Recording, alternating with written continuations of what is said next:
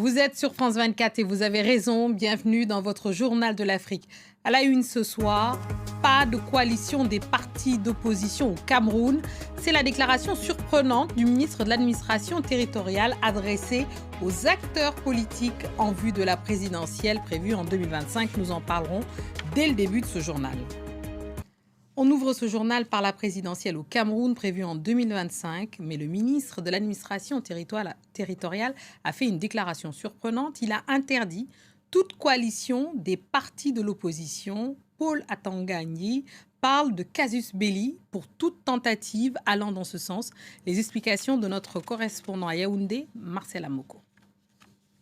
La mise en garde du ministre vise principalement l'Alliance pour le changement du député Jean-Michel Ninche qui milite ouvertement pour une candidature du professeur Maurice Kamto comme candidat unique de l'opposition à l'élection présidentielle de 2025 et l'Alliance pour une transition politique portée par le professeur Olivier Billet. Pour Paul Atanga-Nyi, ces mouvements ne sont pas des partis politiques légalisés et agissent donc selon lui dans l'illégalité et la clandestinité. Le ministre les enjoint par conséquent de cesser immédiatement toutes leurs activités au risque de se heurter à ce qu'il appelle la rigueur de la loi. Une sortie musclée qui a provoqué la réaction du député Jean-Michel Ninche qui n'entend pas se conformer aux injonctions du membre du gouvernement. Selon le politologue Stéphane Akwa, cette passe d'armes contribue à crisper le climat politique ici au Cameroun à plus d'un an de l'élection présidentielle prévue en octobre 2025.